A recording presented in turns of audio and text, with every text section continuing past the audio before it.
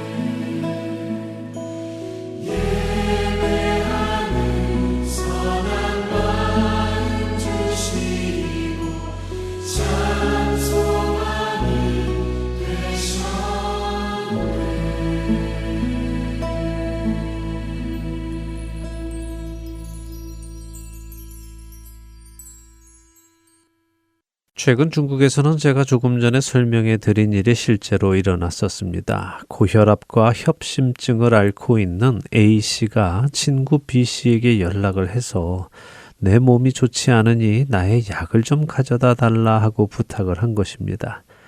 A씨는 당시 한 호텔에 머물고 있었는데요. A씨는 B씨에게 자신이 어느 호텔에 머물고 있으니 약을 꼭 가져다 달라고 부탁을 했습니다.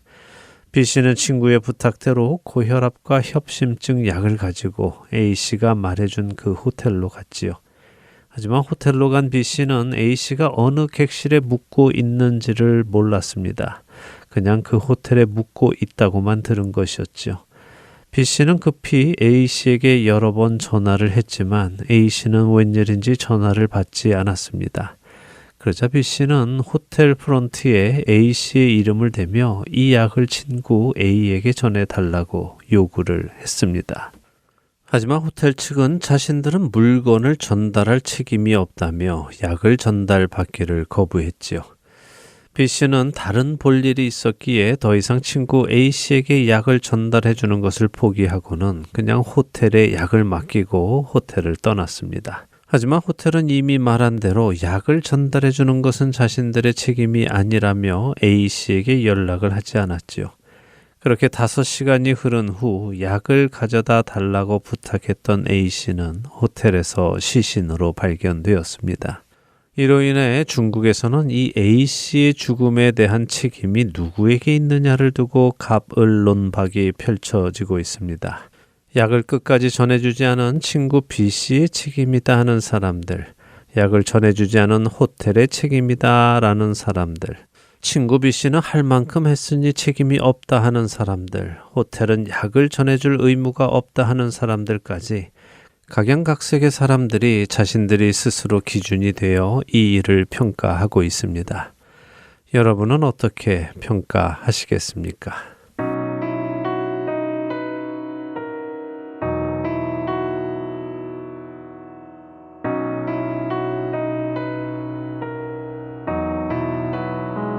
깊은 절망의 수렁 가운데 주님께 닿을 수 없던 우리 어두운 밤 중에 하늘을 향해 주의 이름 나 부를 때 어둠을 뚫고 오신 주 사랑 나의 절망 거두셨네. 주님의 공로 다 이루셨네.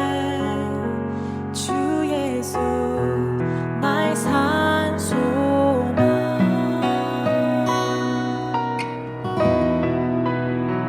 그 누가 주의 자비를 따라 한없는 은혜 증명할까.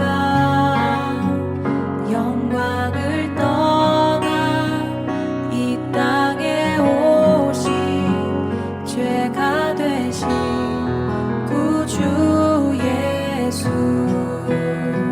주의 십자가 내게 말하네. 영원히 난 용납됐네.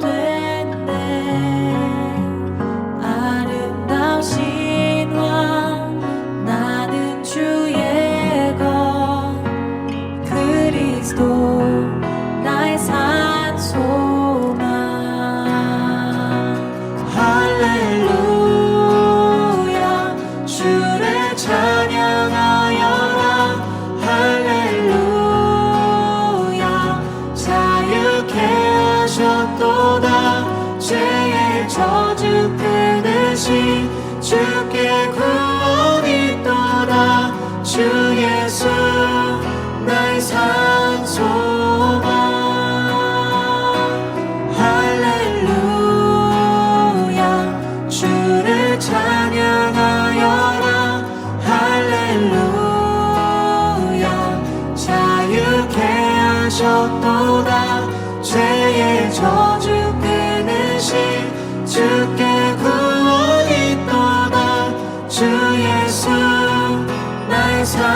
소망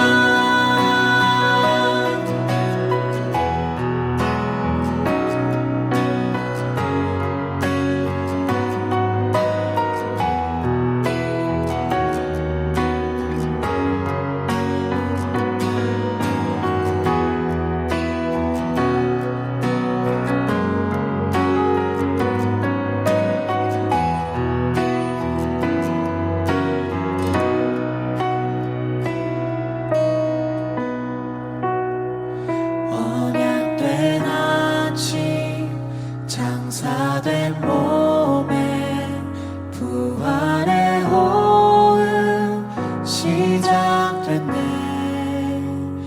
유다의 사장 위험찬 선포 사망이 무너졌도다 이제 사망은 무덤이 더는 우리를 주장할 수 없네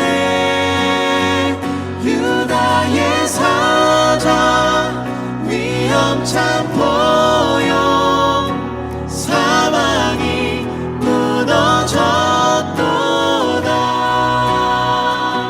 사망이 무너졌도다 주 예수 승리하셨네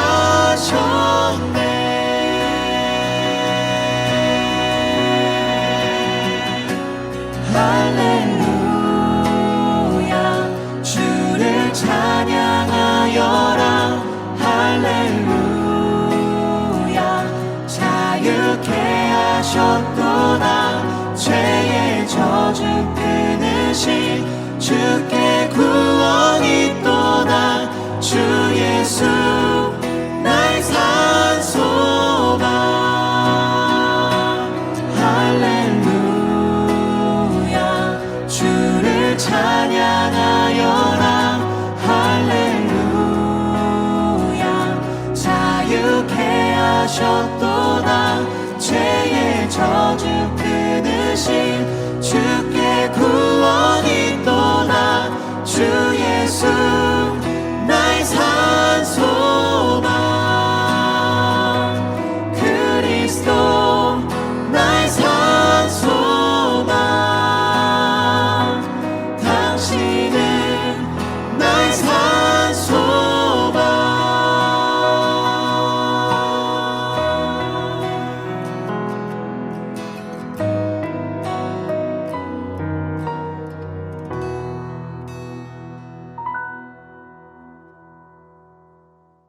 몸이 좋지 않아 약을 가져다 달라고 했던 A씨. 그런 A씨의 부탁을 받고 약을 가지고 호텔로 간 B씨.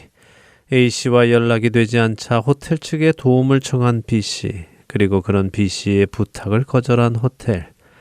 이 기사를 읽으며 누구의 책임인가를 따지기보다 그냥 한 사람이 약을 먹고 살 수도 있었을 텐데 약을 먹지 못해 죽음을 맞았다는 사실이 더 안타깝게 전해옵니다. 분명 친구 A씨가 몸이 이상하다고 했다면 친구 B씨는 연락이 안 되는 친구를 어떻게 해서든 상태를 확인해야 하지 않았을까요? 물론 약을 가져다 달라고 해서 약을 가지고 오기는 했지만 정말 친구라면 그 친구의 건강이 걱정되는 것이 먼저가 아닐런지요. 나는 약을 가져다 달라고 해서 가져다 주었고 그것만으로도 나는 선을 베풀었으니 나는 질책을 받을 일이 없다고 주장한다면 또한 호텔도 자신들에게는 약을 전달해 주어야 하는 의무가 없기에 질책을 받을 일이 없다고 주장한다면 둘 다 법적으로 질책을 받을 일은 없을지 모르겠지만 친구를 향한 마음과 손님을 향한 마음 그리고 한 사람의 생명에 대해 책임지지 않는 것에 대해서는 여전히 아쉬운 대응이었다고 할 수 있을 것입니다. 어쩌면 일이 이렇게 된 것은 그들 안에 사랑이 없었기 때문은 아니었을까 생각해 보게 됩니다. B씨가 친구 A씨를 사랑했다면 그의 안부를 확인했을 것 같습니다. 몸이 이상하다고 약을 가져다 달라 했으니 더군다나 고혈압과 협심증 약이니 혹시라도 호텔 객실에서 정신을 잃은 것은 아닐까라고 걱정하며 구조대라도 불러서 확인을 하는 것이 옳지 않았을까요?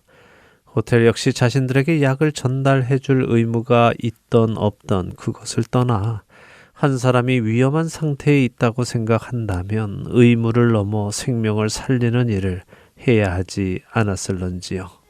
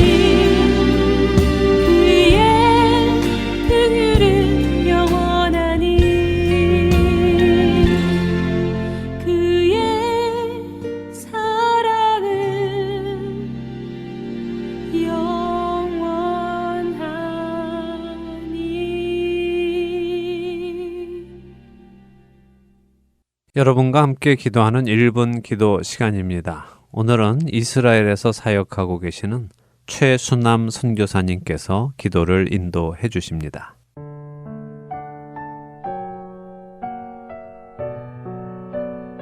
하렌서울 청취자 여러분 안녕하세요. 1분 기도 시간입니다. 저는 이스라엘에서 사역하고 있는 최순남 선교사입니다. 오늘 저희는 이 땅에서 살고 있는 그리스도인들로 인해 복음의 기쁜 소식이 이 땅에 다시 전해질 수 있도록 기도하겠습니다. 천사 가브리엘은 요셉에게 아들을 낳으리니 이름을 예수라 하라. 이는 그가 자기 백성을 그들의 죄에서 구원할 분이라고 마태복음 1장 21절에서 말하고 있습니다. 그 예수 그리스도가 이 땅 이스라엘 베들레헴이라는 작은 동네에서 나셨고 구원을 위해 더 이상 불완전한 율법을 지키며 살아가는 것이 아닌 나를 위해 이 땅에 오신 그 예수 그리스도를 믿음으로 구원을 얻게 되었습니다. 이것이 우리에게 가장 큰 복입니다. 예수 그리스도라는 이름은 우리에게 구원을 주시는 복된 소리입니다. 바로 이곳 이스라엘이 그 복된 소리가 시작된 곳입니다. 그런데 지금 이 땅은 주위 이슬람 국가보다 더 적은 수의 크리스천이 살아가고 있습니다. 복음이 시작된 이 땅이 가장 복음이 전해지기 어려운 땅으로 변하고 있습니다. 과거 수많은 역사에서 예수라는 이름으로 유대인들에게 너무나 많은 고통과 박해가 가해져서 그 이름 자체가 걸림돌과 거슬리는 것이 되기도 합니다. 그래서 보수적인 유대인들에게는 예수라는 이름이 종종 유대 민족의 원수 중 한 사람으로 간주되기도 합니다. 이를 위해 예수님을 구원자요 메시아로 믿는 우리 그리스도인들이 이 땅을 위해 기도해야 합니다. 예수님 이름을 앞세워 행한 모든 죄와 악행들을 회개하고 사랑과 긍휼의 마음으로 상처받은 이들에게 다가가야 합니다. 특별히 이 땅에 살고 있는 모든 그리스도인들이 매일매일 살아가는 우리의 삶이 예배가 되어 우리의 삶의 모습에서 사랑과 이해와 용납과 긍휼이 흘러나와야 합니다. 때로는 참 사랑하기 힘든 민족이라는 생각을 할 때도 있지만 예수님이 이들과 조금도 다르지 않은 나를 사랑하신 그 사랑을 기억하며 이들을 사랑해야 합니다. 이 땅에서 살고 있는 그리스도인들로 인해 복음의 기쁜 소식이 이 땅에 다시 전해질 수 있도록 함께 기도하시겠습니다.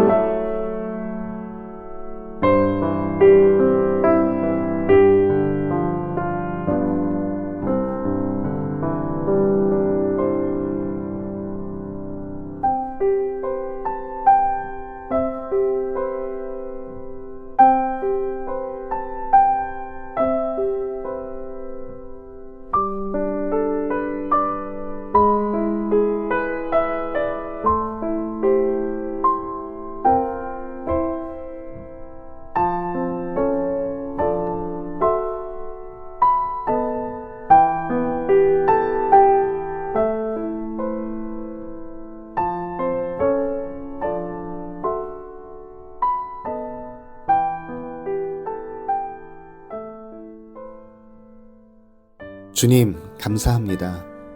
오늘 저희는 이 땅에 살고 있는 그리스도인들로 인해 복음의 기쁜 소식이 이 땅에 다시 전해질 수 있도록 기도했습니다. 주님, 이 땅은 복음이 시작된 곳이지만 그 복음의 복된 소리가 전달되기가 너무 어렵습니다.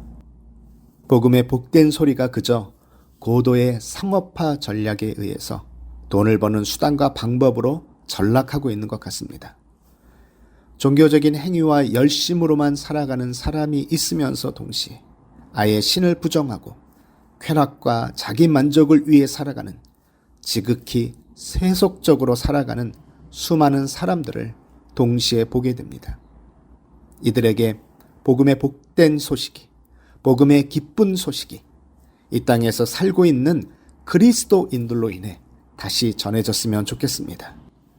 이를 위해 저희들이 이 땅에서 살아가는 모든 삶이 예배가 되어 우리의 삶의 모습에서 사랑이 넘쳐나고, 참 때때로 쉽지 않지만 이들을 이해하고 용납함이 매 순간 우리의 삶 속에서 일어나며 이들을 향한 긍휼한 마음이 흘러나올 수 있도록 도와주시옵소서.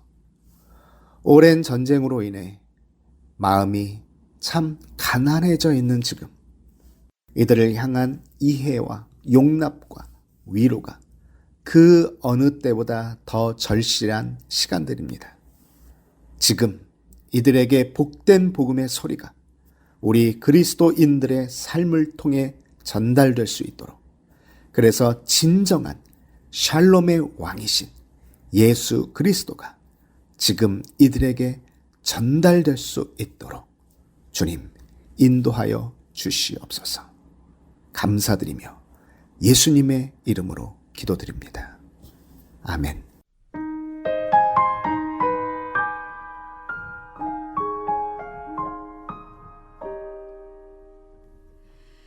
그 맑고 환한 밤중에 무천사 내려와 그 손에 비 받들고서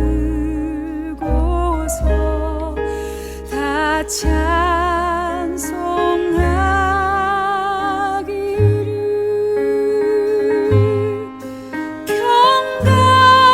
평강의 왕이 오시니 다 평안하여라.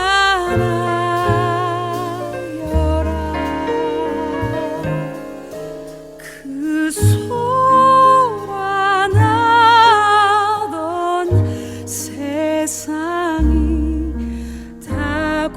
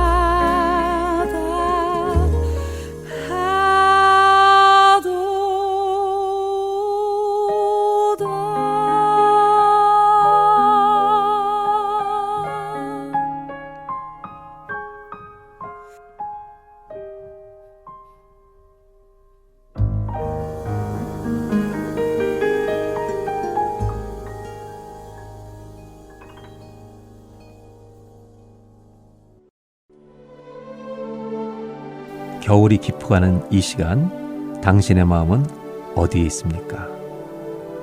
세상 누구도 알 수 없는 기쁨과 그 사랑을 품고 오신 그분, 하늘의 영광을 내려놓고 인간의 몸으로 오신 예수 그리스도, 그분 앞에 우리가 다시 무릎 꿇고 자신을 주님께 드리는 결단이 있는 성탄이 되기를 간절히 기도합니다.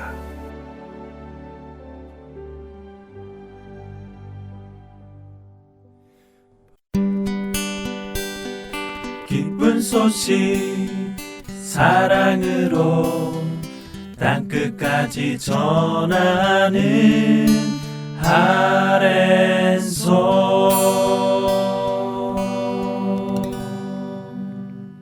신약 성경의 첫 번째 책 마태복음을 통해 예수님을 만나는 시간입니다. 마태와 만나는 예수님 함께 하시겠습니다.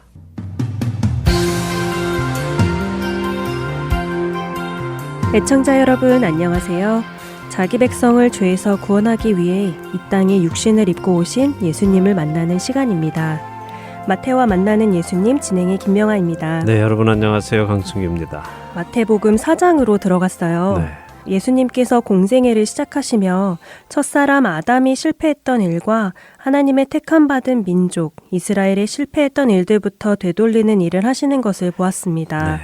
바로 광야의 시험을 통해서요. 그랬죠. 우리가 4장 1절에서 11절까지 예수님의 시험 받으시는 장면을 모두 읽고 나누기는 4절까지 기록된 먹는 것에 대한 시험을 나누었습니다. 네, 사람이 떡으로만 살 것이 아니라는 말씀은 우리가 흔히 생각하듯이 사람이 육신의 양식만 먹고 사는 것이 아니라 하나님의 말씀도 먹고 살아야 한다 하는 말씀이 아니라 먹는 것 하나조차 하나님께서 말씀하시는 방법으로 먹고 살아야 한다는 말씀임을 알게 되었습니다. 네.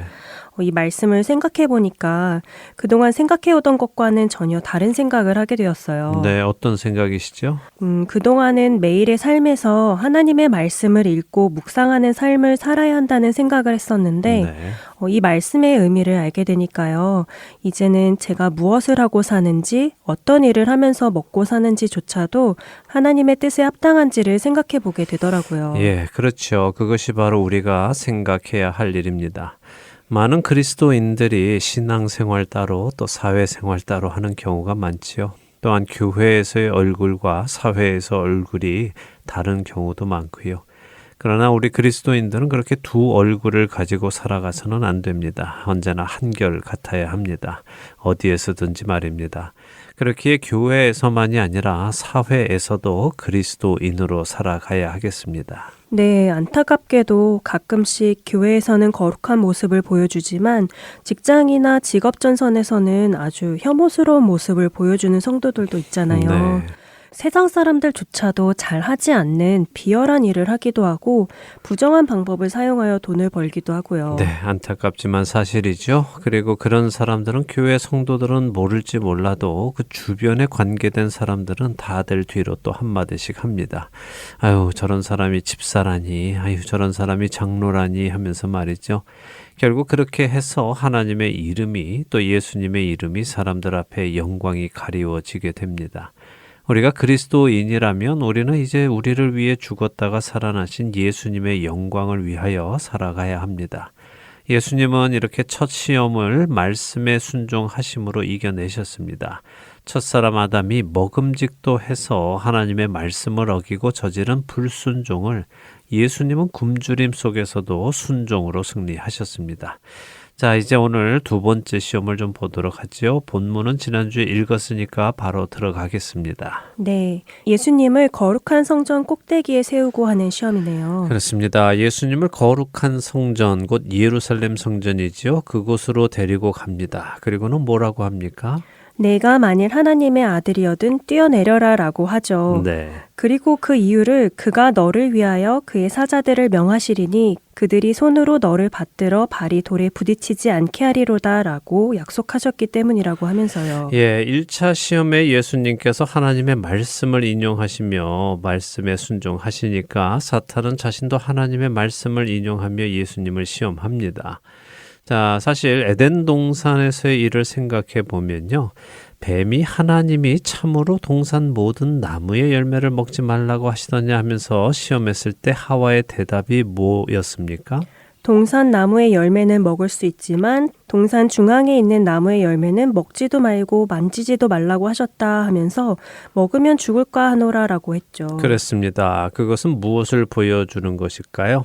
하와가 하나님의 말씀을 제대로 알지 못하고 있었다는 것이죠. 네. 알기는 알지만 비슷하게 혹은 제대로 이해하지는 못했다는 것입니다. 다시 말해 말씀을 온전히 알지 못해서 시험에 패한 것입니다.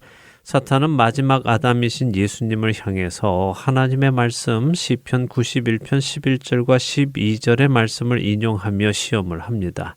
자, 그러면 이것은 무엇을 시험하려는 것일까요? 첫사람 아담처럼 하나님의 말씀을 제대로 이해하지 못하는가를 시험한 것이겠네요. 네, 맞습니다. 예수님은 또 기록되었으되 주 너의 하나님을 시험하지 말라 하였느니라 라고 답하시죠. 네. 그러니까 사탄의 이 시험은 하나님을 시험해 보라는 시험인 것입니다. 자, 그렇다면 어떻게 하나님을 시험할 수 있을까요? 하나님을 시험한다는 것은 무슨 의미일까요? 그러게요. 하나님께서 말씀대로 해주실까 해주지 않으실까 그런 것을 시험하는 것일까요? 네, 맞습니다. 하나님을 신뢰하느냐 하는 것에 관한 시험입니다. 조금 살펴보도록 하죠. 돌로 떡을 만들라 하는 시험에 예수님은 신명기 8장 3절의 말씀으로 대응하셨습니다. 이번 두 번째 시험에서 예수님은 신명기 6장 16절의 말씀을 인용하시는데요. 한번 읽어주시죠. 네, 신명기 6장 16절입니다. 너희가 마사에서 시험한 것 같이 너희의 하나님 여호와를 시험하지 말고. 네. 아, 이 말씀을 인용하신 것이군요. 그렇습니다. 자, 그럼 우리는 마사에서 이스라엘 백성들이 어떻게 했는지를 살펴보아야 하겠죠. 그래야 하나님을 시험한 것이 무엇인지 그 의미를 알 수 있을 것입니다. 그렇겠네요. 마사에서는 어떤 일이 있었나요? 네, 마사의 이야기는요, 출애굽기 17장에 나오는데요. 1절에서 3절을 한 절씩 읽어보도록 하겠습니다. 네, 출애굽기 17장 1절에서 3절 한 절씩 읽겠습니다. 이스라엘 자손의 온 회중이 여호와의 명령대로 신광야에서 떠나 그 노정대로 행하여 르비딤에 장막을 쳤으나 백성이 마실 물이 없는지라. 백성이 모세와 다투어 이르되 우리에게 물을 주어 마시게 하라. 모세가 그들에게 이르되 너희가 어찌하여 나와 다투느냐? 너희가 어찌하여 여호와를 시험하느냐? 거기서 백성이 목이 말라 물을 찾으매 그들이 모세에게 대하여 원망하여 이르되 당신이 어찌하여 우리를 애굽에서 인도에 내어서 우리와 우리 자녀와 우리 가축이 목말라 죽게 하느냐. 네. 하나님이 물을 안 주실 거라고 생각하는 것이 하나님을 시험한 것이라고 하시네요. 네, 그렇습니다. 이번에는 같은 장인 7절을 제가 읽어드리겠습니다. 그가 그곳 이름을 마사 또는 무리바라 불렀으니 이는 이스라엘 자손이 다투었음이요 또는 그들이 여호와를 시험하여 이르기를 여호와께서 우리 중에 계신가 안 계신가 하였음이더라 라고 합니다. 자, 이곳 이름을 마사라고 지었다고 하시죠. 또 무리바라고도 지었다고 하십니다. 마사라는 말은요, 히브리어 나사에서 나온 말인데요. 시험하다 하는 의미고요. 무리바는 다투다 하는 의미입니다. 말 그대로 시험하고 다툰 곳이라고 이름이 지어졌네요. 네, 사실 이 출애굽기 17장의 두 장 앞인 15장에는요. 출애굽한 이스라엘 백성들이 마라라는 곳에 이르러서는 마라의 그 물이 써서 마시지 못한다며 모세를 원망하는 장면이 있습니다. 아, 마라요. 네. 그때 하나님께서 모세에게 한 나무를 마라의 물에 던지라고 하셨고 물이 달게 되어서 마실 수 있게 되었잖아요. 그랬죠. 그때 하나님께서는 아주 중요한 말씀을 하시는데요. 마라의 물을 고치신 후에 출애굽기 15장 25절과 26절입니다. 또 읽어보죠. 네, 출애굽기 15장 25절과 26절입니다. 모세가 여호와께 부르짖었더니 여호와께서 그에게 한 나무를 가리키시니 그가 물에 던지니 물이 달게 되었더라. 거기서 여호와께서 그들을 위하여 법도와 율례를 정하시고 그들을 시험하실세. 이르시되 너희가 너희 하나님 나 여호와의 말을 들어 순종하고 내가 보기에 의를 행하며 내 계명에 귀를 기울이며 내 모든 규례를 지키면 내가 애굽 사람에게 내린 모든 질병 중 하나도 너희에게 내리지 아니하리니 나는 너희를 치료하는 여호와임이라. 자, 하나님께서는 이 마라라는 쓴 물이 나는 곳을 만나게 하신데 이유가 있다고 하십니다. 그 이유가 무엇입니까? 하나님께서 치료하시는 하나님이심을 알게 하시려고 하신 것이네요. 네, 치료하신다. 우리가 자주 쓰는 여호와 라파의 하나님이시죠. 이 라파의 의미는 치료뿐이 아니라 고치다, 온전하게 하다, 수선하다 하는 의미를 가지고 있습니다. 단순히 병만 고치는 것이 아니군요. 네, 아닙니다. 병을 고치는 것도 결국에는 온전하게 회복하게 하는 것이죠. 결국 하나님께서 그들에게 알게 하시려는 것은요. 이스라엘 백성들이 하나님의 법도와 율례를 잘 따라 순종하면 하나님은 모든 상황에서 그들과 함께 하실 것이고 비록 그들이 어려움을 만난다 하더라도 그들이 하나님을 신뢰하고 하나님께 도움을 청하면 하나님은 그들을 돌보시고 그들의 어려운 상황을 고치시고 온전하게 하실 분이다라는 것을 알게 하시고 믿게 하시고 또 신뢰하게 하시기를 원하신 것입니다. 자, 그렇다면 이스라엘 백성들은 이제 이 쓴 마라의 물을 고치시는 하나님을 경험했으니 하나님을 신뢰해야 하겠지요. 그렇죠. 이뿐 아니라 이미 애굽에서도 10가지의 재앙 속에서도 자신들을 지키시고 또 홍해도 가르시며 자신들을 구원하시는 하나님을 경험했으니 당연히 하나님을 신뢰해야죠. 네. 그런데 마사에서 그들은 하나님을 신뢰하지 못한 것이군요. 예, 그들은 마라에서 쓴 물을 단물로 바꾸어 마실 수 있게 해주신 하나님을 경험하고도 르비딤에 다다라서는 또 물이 없다고 모세와 크게 다툰 것입니다. 그리고 이것을 두고 모세는 그들이 하나님을 시험했다라고 말씀하는 것이고요. 하나님은 너희가 내 계명에 귀를 기울이며 규례를 지키면 너희의 모든 상황을 고치고 너희와 함께 하겠다라고 하셨는데 이스라엘 백성들은 하나님이 우리와 함께 계시느냐 안 계신 것 같다 하면서 의심하였습니다. 이것을 성경은 하나님을 시험했다고 하는 것입니다. 결국 하나님의 말씀을 믿느냐 믿지 않느냐 하는 것이죠. 이제 마태복음으로 다시 돌아와서요 생각해 보겠습니다. 시험하는 자는 예수님을 성전 꼭대기에 세우고 뛰어내리라고 하지요. 네. 그러면 시편 91편에 약속하신 것처럼 너를 지키실 것이야 하면서 유혹했습니다. 자, 만일 우리가 믿음이라는 것을 잘못 이해하고 있으면요. 이런 시험이 올 때 어떤 행동을 할까요?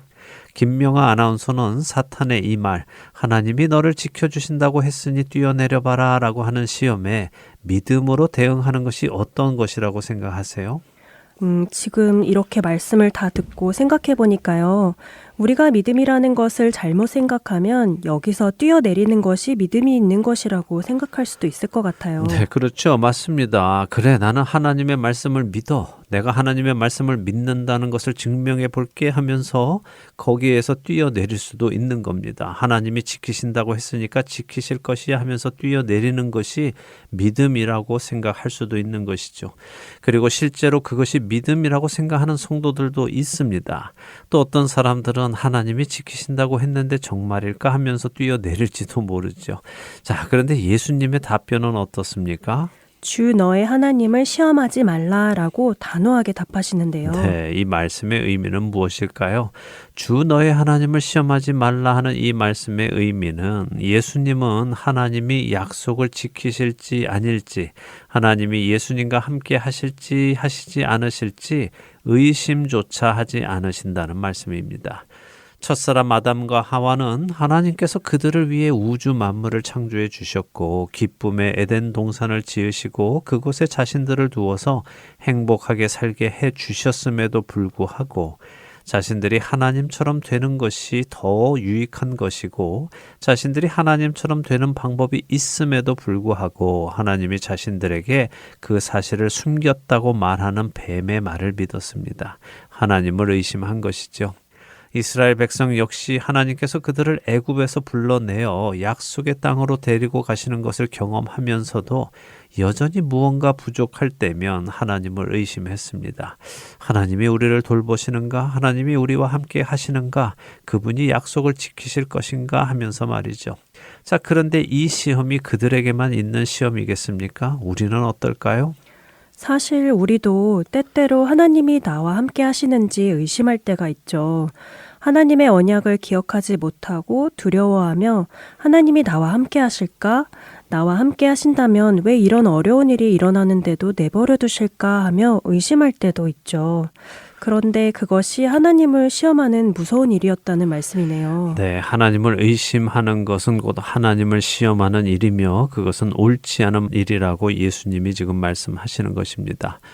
우리를 이 세상으로부터 불러내셔서 하나님 나라로 초청하신 그 하나님, 그 아들을 주시면서까지 우리를 불러내신 그 하나님을 신뢰하지 못하고 이 세상에서 살아가면서 어려운 일을 만날 때에 마치 하나님께서 나를 미워하셔서 또 나를 버리셔서 이런 어려운 일들을 만나게 한다고 생각하거나 내가 기도한 대로 하나님이 응답하지 않으시거나 내가 원하는 것이 이루어지지 않을 때에 우리는 하나님이 나를 사랑하지 않으신다고 생각하기도 하지요. 맞아요.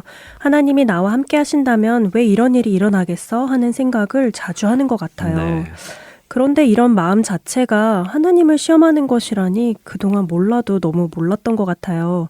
주님 앞에 저의 믿음 없었음을 회개하고 용서받아야겠어요. 네, 혹시라도 우리 청취자들 중에도 이런 분이 계셨다면요. 오늘 예수님의 이 말씀이 우리 심령의 회개의 마음을 주셔서 회개하고 또 회복되는 은혜가 있기를 바랍니다.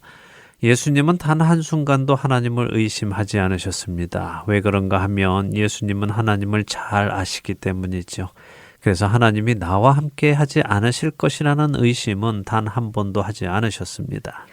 그런데 예수님이 십자가 위에서 나의 하나님 어찌하여 나를 버리셨나이까 하시며 하나님께 부르짖는 장면을 두고 예수님이 하나님을 의심한 것이라고 하는 사람들도 있던데요. 예, 뭐 가끔 그렇게 말하는 분들도 계시죠. 하지만 그것은 성경을 잘 몰라서 하는 말입니다. 그래서 우리가 훗날 마태복음 27장을 공부할 때에 자세히 나누도록 하겠습니다. 중요한 것은 예수님은 단 한순간도 비록 그분의 호흡이 끊어지는 그 순간까지도 하나님을 의심한 적이 없으셨다는 것입니다. 이것이 중요한 사실이죠. 사실 예수님의 십자가의 길은요, 하나님을 충분히 의심할 만한 상황이 아니었겠습니까? 그렇죠. 하나님의 아들이 사람들에게 붙잡혀서 밤새도록 재판을 받고 이리저리 끌려다니시고 침뱉음을 받으시고 뺨을 맞으시고 나중에는 채찍도 맞으시고 하는 일들을 겪으셨잖아요. 네. 이런 어려움을 만나게 되면 하나님이 계시다면 왜 나를 이런 고통 속에 내버려 두시나 하는 의심이 생길 수도 있을 것 같아요. 예, 대부분의 우리들이 어려운 상황, 견디기 힘든 고통 앞에서 의심하게 되고 흔들리게 됩니다. 상황은 우리를 두렵게 하고요, 믿음이 떨어지게 합니다. 그러나 참된 믿음이란 그렇게 상황에 따라 변하는 믿음이 아니라요, 어떤 상황에서도 하나님을 신뢰하는 믿음인 것입니다. 예수님은 바로 그 믿음을 지금 여기 사탄의 시험에서부터 보여주시면서 십자가에서 마지막 호흡을 내뱉으실 때까지 보여주십니다. 바로 이 예수님의 믿음으로 인하여 그리고 예수님의 순종으로 인하여 믿음 없는 우리, 불순종한 우리의 죄가 사해지는 것입니다. 이 두 번째 시험을 통해 예수님은 의심하는 우리의 모든 죄를 그분의 믿음으로 덮어주시는 것이네요. 그렇습니다. 자, 랍비들의 문헌에는요, 이스라엘의 약속된 메시아가 나타날 때는 예루살렘 성전 남쪽 꼭대기에 서실 것이다 하는 기록이 있습니다. 그래서 유대인들은 메시아가 오시면 성전 꼭대기에 서실 것이라고 믿었죠. 그 유대인들의 문화 속에서 우리가 이 두 번째 시험을 보아야 하는데요. 지금 시험하는 자, 사탄은 예수님께 내가 하나님의 아들이거든 성전 꼭대기에서 뛰어내려라 라고 하지요. 그 말 속에는 사람들에게 내가 메시아다 하는 것을 나타내라 라는 의미도 담겨 있는 것입니다. 하지만 예수님은 스스로 메시아이신 것을 드러내실 필요는 없습니다. 하나님께서 하나님의 때에 하나님의 방법으로 나타내실 것이니까 그렇겠죠? 그렇죠. 사실 인간의 생각으로는 예수님이 이런 높은 성전 꼭대기에서 사람들 앞에 뛰어내려 보이시면 사람들이 예수님을 메시아로 떠받들 것 같죠? 하지만 하나님은 그런 식으로 메시아를 드러내지 않으십니다. 믿음은 그런 화려한 기적을 보고 생기는 것이 절대 아니기 때문입니다. 예수님은 요한복음 6장에서 오병이어의 기적을 보고 예수님을 쫓아다니는 사람들을 책망까지 하시지 않습니까? 그렇죠. 그들이 예수님을 왕으로 삼으려는 동기가 잘못되었다고 하시면서요. 맞습니다. 우리가 예수님을 믿는 이유, 하나님을 믿는 이유는 무언가 얻으려고 하는 것이 아닙니다. 이미 주님이 우리에게 모든 것을 내어주신 그 사랑 때문이죠. 그 사랑이 우리를 감동하게 하셔서 우리도 그분을 사랑하게 하시는 것. 그래서 우리가 하나님을 원하고 하나님과 함께하고 싶어하게 되는 것. 그것이 참된 믿음의 동기인 것 같아요. 그렇습니다. 그것이 동기여야 합니다. 하나님은 바로 그 일을 위해서 독생자 예수 그리스도를 보내시고 십자가 위에 죽이시기까지 하신 것입니다. 우리가 이 일을 깨닫는다면요, 우리 역시 하나님이 원하시는 그 관계, 하나님과의 회복의 관계에 들어가고자 최선을 다할 것이고 그 관계를 더욱 깊이 만들어 가려고 노력하며 살아가게 될 것입니다. 그것이 우리 삶의 최고의 목표가 될 것 같아요. 네, 자, 이 두 번째 시험을 믿음으로 통과하신 예수님을 따라 우리도 어떠한 상황에서도 하나님이 우리와 함께 하심을 믿고 의심하지 않으며 그 길을 가야 할 것입니다. 아멘. 하나님께서는 하나님께서 하신 약속을 반드시 지키실 것을 믿으며 살아가는 우리가 되기 바랍니다. 네, 자, 이렇게 해서 두 번째 시험까지 살펴보았습니다. 예수님의 이 시험은요, 우리의 삶에도 아주 중요한 시험이기 때문에 자세히 다루고 있습니다. 다음 주에는 세 번째 시험을 살펴보도록 하겠습니다. 우리 앞에 가신 예수님을 따라 우리에게 주어진 시험들을 믿음으로 승리하는 우리 모두 되기 바라며 오늘 마태와 만나는 예수님 마쳐야겠습니다. 네, 저희는 다음 주에 세 번째 시험을 이기시는 예수님과 함께 다시 만나겠습니다. 안녕히 계십시오. 안녕히 계세요.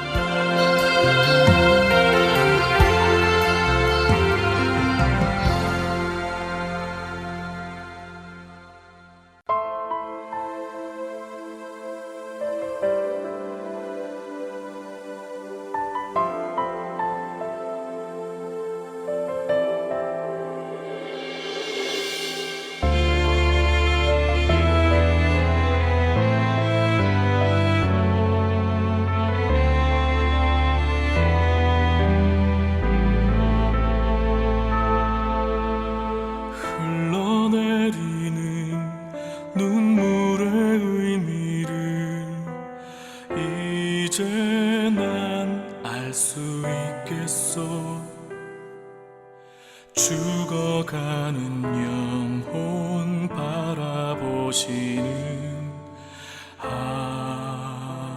아버지의 마음, 이제 더 이상 바라볼 수 없어 그들에게 난 달려가겠소. 영원한 생명 그 십자가 나 따라가오. 세상 날 버려도 지쳐 쓰러져도 나 놓을 수 없는 십자가, 생명을 구할 수만 있다면 그들 주를 볼 수 있다면 나의 생명이라도 두고 가겠소. 주님 가신 그 길처럼 단 한 번만이라도 아버지 위해 아낌없이 드릴 테요.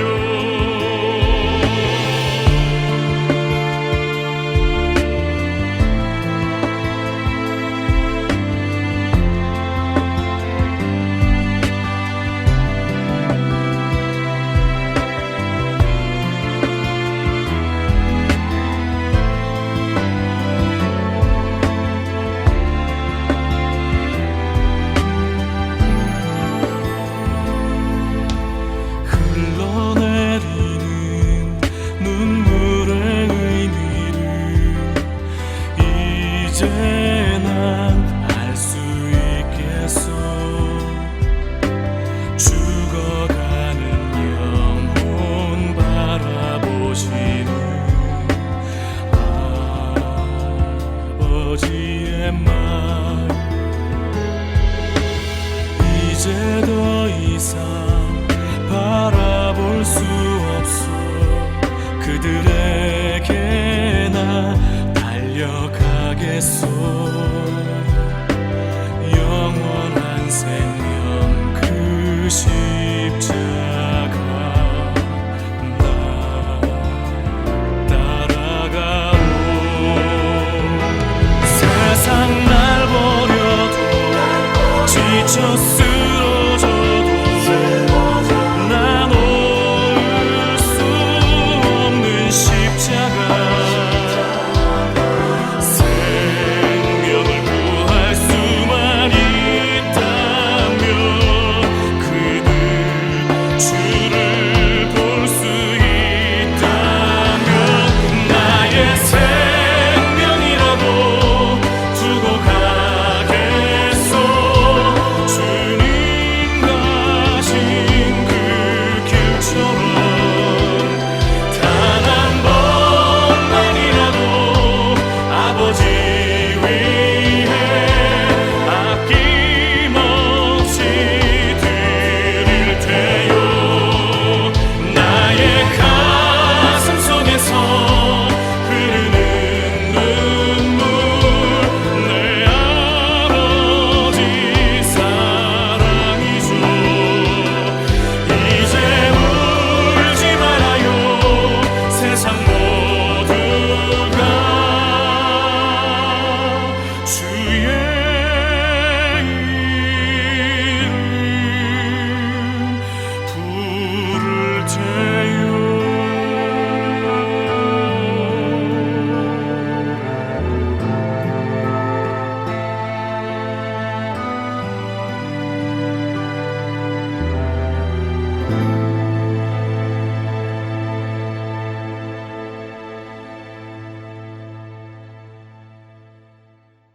몸이 이상하니 고혈압 약과 협심증 약을 가져다 달라고 부탁했던 그 사람은 어쩌면 그 약을 기다리다 죽음을 맞이했을지도 모르겠습니다. 친구나 호텔 측이나 그런 그의 죽음을 상상하지는 못했었나 봅니다. 근데 이 기사를 읽으며 우리 자신을 돌아보게 됩니다. 우리는 친구 B씨처럼 누군가에게 약을 전해 주어야 하는 부탁을 받았기 때문입니다. 그가 모든 사람을 대신하여 죽으심은 살아있는 자들로 하여금 다시는 그들 자신을 위하여 살지 않고 오직 그들을 대신하여 죽었다가 다시 살아나신 이를 위하여 살게 하려 함이라. 그러므로 우리가 이제부터는 어떤 사람도 육신을 따라 알지 아니하노라. 비록 우리가 그리스도도 육신을 따라 알았으나 이제부터는 그같이 알지 아니하노라. 그런즉 누구든지 그리스도 안에 있으면 새로운 피조물이라. 이전 것은 지나갔으니 보라 새 것이 되었도다. 모든 것이 하나님께로서 났으며 그가 그리스도로 말미암아 우리를 자기와 화목하게 하시고 또 우리에게 화목하게 하는 직분을 주셨으니 곧 하나님께서 그리스도 안에 계시사 세상을 자기와 화목하게 하시며 그들의 죄를 그들에게 돌리지 아니하시고 화목하게 하는 말씀을 우리에게 부탁하셨느니라. 고린도후서 5장 15절에서 19절의 말씀입니다. 예수님이 우리를 대신하여 죽으신 이유가 무엇이라고 하십니까? 이제 우리 자신이 더 이상 우리 자신을 위해 사는 자들이 아니라 우리를 대신하여 죽으셨다 부활하신 예수 그리스도를 위하여 살게 하려 하심이라고 하시지요. 우리는 더 이상 육신에 속한 옛사람이 아니라 영에 속한 새로운 피조물, 새 사람이 되었다고 말씀하십니다. 그리고 이렇게 새 사람이 된 우리에게 주어진 새로운 직분이 있다고 하십니다. 그 직분은 무엇입니까? 바로 화목하게 하는 것이라고 하십니다. 무엇과 무엇을 화목하게 하는 것일까요? 하나님과 원수 관계에 있었던 죄인들을 하나님께서는 예수 그리스도의 십자가를 통해 화목하게 하셨습니다. 하나님을 싫어하고 하나님을 대적하던 죄인들의 죄값을 하나님께서는 죄인들에게 묻지 않으시고 오히려 하나님의 아들 독생자 예수 그리스도를 십자가 위에서 죽이심으로 그 값을 치르게 하셨습니다. 그리고는 죄인들이 하나님 안으로 들어오도록 화목하게 하셨다는 말씀입니다.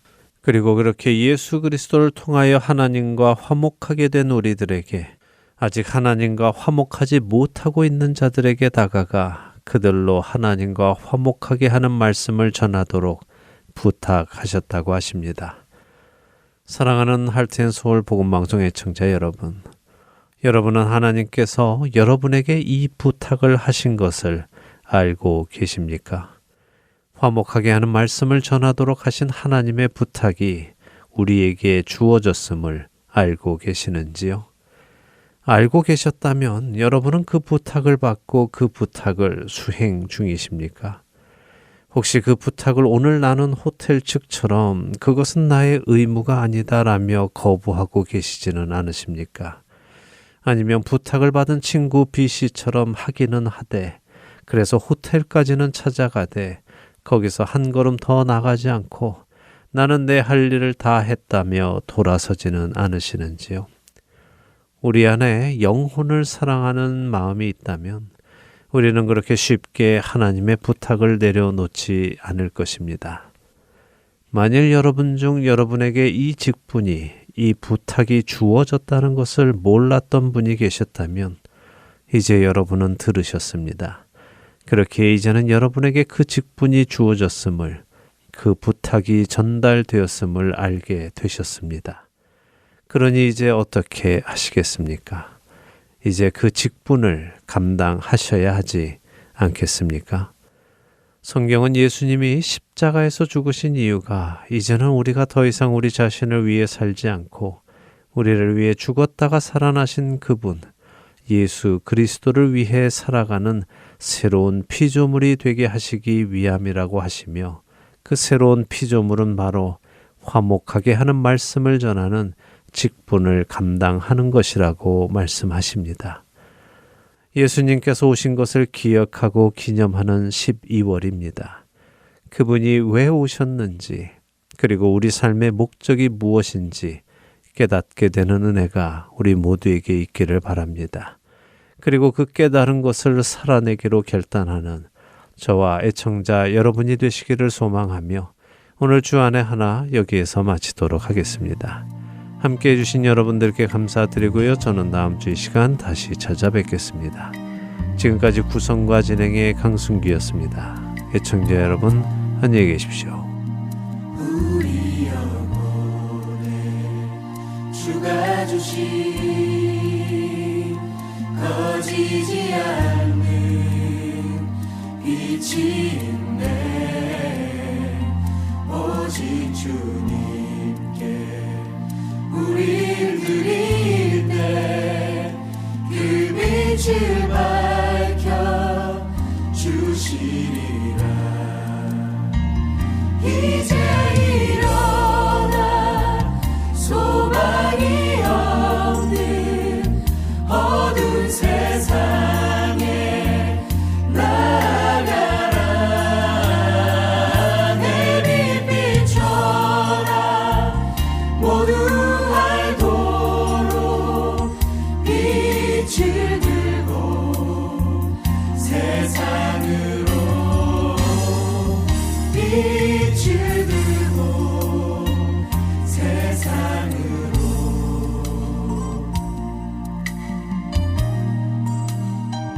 절망에 빠진 형제의 맘에 꺼져만 가는 빛을 보내